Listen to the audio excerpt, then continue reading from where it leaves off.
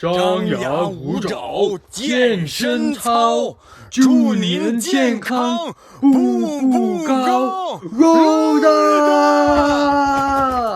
Hey guys, what's up? It's Culture Detective here, investigating your favorite movies, and today I'm going to be doing a movie review on 卧虎藏龙, or in Cantonese it's called 臥虎藏龍, and in English it's called Crouching Tiger, Hidden Dragon. So this is a martial arts kung fu film directed by Ang Lee, and it is released in the year 2000.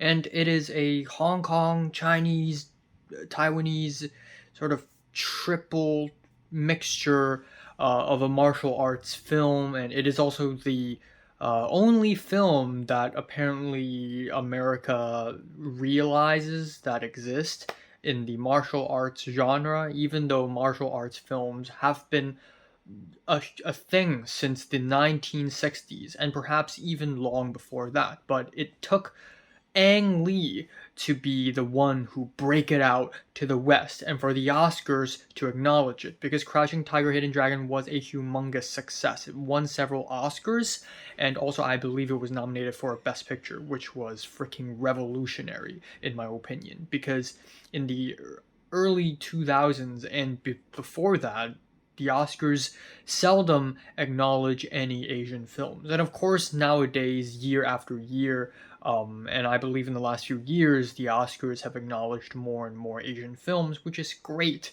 But still, they only acknowledge maybe 1/20th or 1/30th of all the great Asian films being released every single year.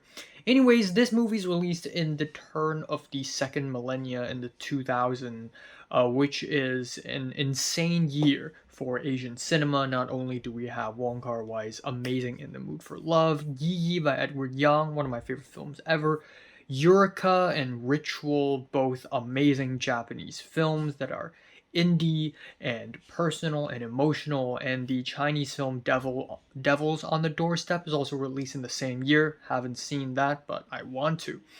And this is actually based off of a Chinese novel released in the 1940s of the same name, Crouching Tiger, Hidden Dragon. So obviously this isn't like some very new story or anything. But what surprises me is that despite being a Chinese novel written in the 1940s, this movie has some kind of Hollywood sensibility. A lot of people compare Crouching Tiger, Hidden Dragon with Zhang Yimou's Hero, released in 2002, which is also, I think, one of the few martial arts films that the West decided to acknowledge for some reason. And it's two martial arts films that also feature a lot of fighting, a lot of beautiful cinematography. There's a lot of similarity going on. But one thing is, Ang Lee's Crouching Tiger is much more Hollywood, and Zhang Yimou's Hero is much more Chinese in its themes, the way the characters are set up. But first of all, Ang Lee did it first. Second of all, I prefer Ang Lee's Crouching Tiger way more than Hero, in my opinion. First of all, the fights. You can't talk about the martial arts film without the fights. The fights are insanely entertaining. The first fight between Michelle Yeoh and the knife thief is absolutely fantastic. Honestly, probably the most riveting fight of the entire film is the first fight, where it's a nighttime fight and they're jumping on walls and they're bouncing around. Obviously, to a Westerner, or non-Chinese, in fact, it's weird to see people float around. In fact, it's kind of funny. When I watched it yesterday at the theater, at the New Beverly Cinema, by the way, on 35mm film. Some people were laughing, but the thing is, this is one of the most common tropes in martial arts fights, where people become so light, they glide in the air, and they bounce around and travel very fast. That's what makes them so overpowering. But anyways, majestic use of the wire, and when the fight was over, people were cheering. So that was pretty freaking awesome. There's a fight near the end where Zhang Ziyi, the girl, had to fight off like 100 or 200 buff dudes. That was spectacular. That immediately reminds me of King Hu's Dragon Inn, where we have a similar fight, 1v100 kind of situation.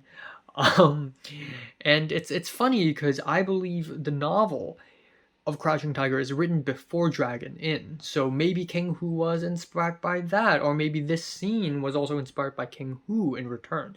Speaking of King Hu, there is a bamboo and forest fight near the end of the film, which is reminiscent of the bamboo fight in A Touch of Zen, which I really, really like. If Ang Lee is revealed to be influenced by King Hu, I wouldn't be surprised, because King Hu is a legend. He's an OG.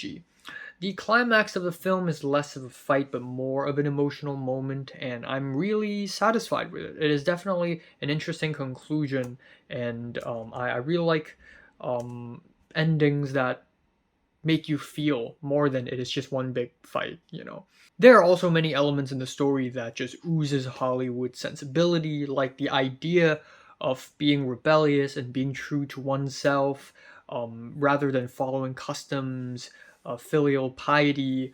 There's also a flashback sequence, where Zhang Ziyi and Chang Chen, Taiwanese actor, have a romance in the desert, which is for some reason feels very Hollywood to me.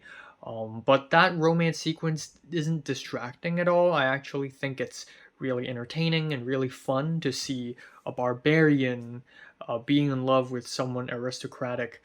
I think it's really interesting, and it ties into the story in a way. I also like that there's a huge cast ensemble. This is one of the features of martial arts novels that I really like, and that is there's so many characters, and sometimes the story will just like focus on some side characters, and then that they become main characters, and it's sort of like it's a cast ensemble thing. The DP, Peter Pao, is the first Hong Konger to win an Oscar, I believe. So that's a huge fucking deal. If I'm wrong, please correct me. But I don't know if there are any Hong Kongers who won before him. The production design is also amazing on this thing, as expected. There are so many exterior shots. One of the biggest challenges of filming a period film is exterior shots. You need to build them or find these places, and somehow the location team and the PD team just freaking nailed it in Crouching Tiger, Hidden Dragon. Like, if you tell me this film is made during the Qing Dynasty and people time traveled and brought a whole camera crew and a whole sound crew back, I would believe in you, because a lot of the set pieces are genuinely fantastic. The music is just okay. It's not bad. It's not that great either.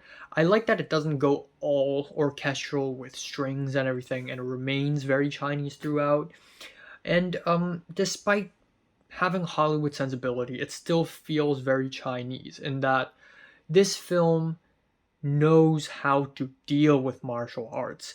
In the West, a lot of the concept of fighting is violence, aggression, brute force, but in a lot of martial arts novels, it's called martial arts, and this film puts the art in martial art. Earlier in the film, we have a scene where Michelle Yeoh was talking to Zhang Ziyi, and Zhang Ziyi was doing Chinese calligraphy, which is interesting because yesterday morning for an art history class, I was also doing some Chinese calligraphy. And Michelle Yeoh was like, the pen is like a sword. How a person writes sort of reflects how a person fights, which is actually a very interesting statement, because writing and fighting is actually not that different. And then a little bit later, we are revealed that Zhang Ziyi and the main villain, the Jade Fox, both of them can fight, but both of them read different books and read different manuals to learn fighting. So Zhang Ziyi can fight in a more different way, in a more unpredictable way. And this sort of implies that you need to read in order to be able to fight. Again, tying the fighting with the reading and writing. You need to be literate to be able to be a good fighter. So fighting is kind of an art and a knowledge thing, and you need to be smart in order to win in fights. And I just really love that.